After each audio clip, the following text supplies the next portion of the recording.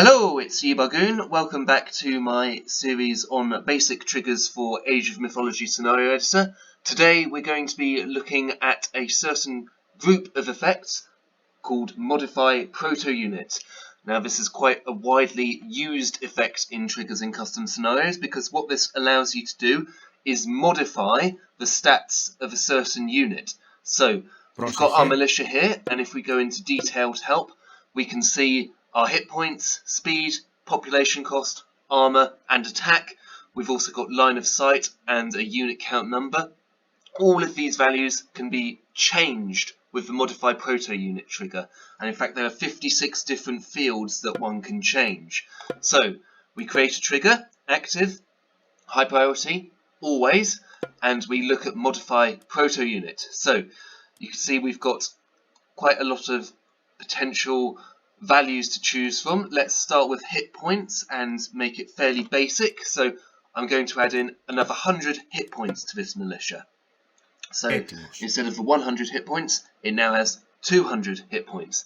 And if we open up the detailed help, it's the base 100 plus the 100 that I've modified to give 200. Now, this can go the other way as well. If you want to make the unit weaker, you can have minus 20 hit points in there. That has much the same effect, except we're now ending up with 80 hit points, and it doesn't include the base because we're less than it in this iteration. Hit points isn't the only field you can alter, and you can actually put some quite large numbers into this field. If you're doing so, you need to put a 0.0 at the end, otherwise you end up with the dreaded trigger lock that I've mentioned before. The reason for this is due to the data type of this value of Modify Protounit delta, and that's a bit more of an intermediate concept that we'll cover later. For now, just add the 0.0 there, and this will work. You'll see that once you hit a certain number, this defaults to this number here, and the hit points don't change as the unit gets attacked, and it's in essence immortal. We've also got a few other attributes that we can modify with the Modify Protounit effect, such as speed, and if we put a number of 5 in here, it means our militia is going to be quite a speedy unit, as you can see there. So again, we've got the base speed plus the 5 that I've added on there. You think this would work much the same way for most of the other attributes you can select. However, this isn't the case. If, for example, I want to modify the unit's armor, you'll see that we have a starting hack armor of 30%. You think if I put 5 in here, we'd end up with 35%. We in fact end up with 100%. The reason for this is armor is a decimal figure in Age of Mythology. So if we really wanted 5, we'd need to express this as a percentage, so we'd shift it 100 units over by 0.05. This is because 0 armor is 0 and maximum armor is 1, so now we've got the 35 armor specified. This also works in negative values as well, so if you want to take 10 armor off, you go for minus 0.1 in this field. Again, looking through, there's a few other attributes that we can modify, such as lifespan. Now this normally implies that a unit has a lifespan, such as the mercenary units and the mercenary cavalries. A militia doesn't have a lifespan, so if we put a value into here, we're actually going to create a lifespan for the militia, which you can see ticking down there, and after 3 seconds the lifespan has finished and the militia dies. You can't always force new attributes on units, so you can't give it a special attack. You can change the line of sight. If you're looking at train points, this is a number of time that it takes for the unit to be trained. Build points is much the same for buildings. Then you've got the population count, so the population count the unit takes up. A pop cap addition for your houses, which grant population. Recharge time for special abilities, if the unit has any. The limit we mentioned earlier, so some units you can only build so many, such as 30 towers. You can change it here. You can change the minimum range, the range for ranged units, the number of projectiles as well, the cost, the healing rate and healing range. This is only for units that can heal, such as the Valkyrie or the Servant. It will change how far away they can heal allies and how quickly they can heal them.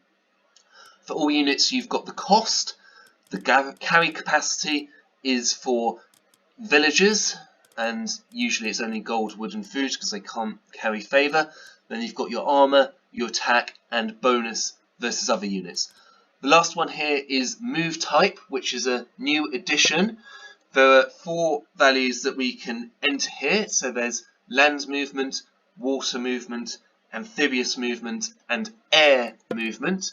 So if I do air movement, which is the number 4, this militia will behave like an air unit, so you'll be able to walk through normally impassable terrain like cliffs, trees and water.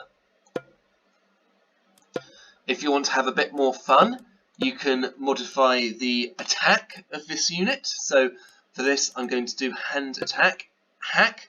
I'm going to give it quite a ridiculous number there. You'll see that now our unit's got a ridiculously high hack attack, so it's going to one-shot this Anubite, which wouldn't normally be possible. In fact, the militia is so strong now, it can even deal damage to gods themselves. There's another iteration of the modified proto-unit effect. You'll find here that I'm adding whatever I put in here as the value onto the default.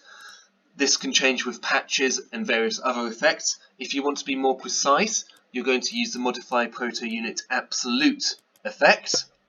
This lets you specify the range, so from player 1 to player 4, I'm just going to put player 1 to player 1. If I have my militia with a hit point value of 1, what this is going to do is set my militia's hit points to 1. So rather than adding 1 hit point, I'm setting it to an absolute value of 1. This allows a bit more precise control of your value. So if you wanted speed of 10.5, for example, you'll see it's set to 10.5. It calculates this with the base stat and then whatever you need to add to make 10.5. So if you want precise effects that will change regardless of what's come before, Modify Proto Unit Absolute is the one to use. As always, have a play in the editor. You can do some quite cool effects with this, such as archers that shoot lots of projectiles at once, archers again with a ridiculously high attack, Medusas with limitless cooldown to stone units.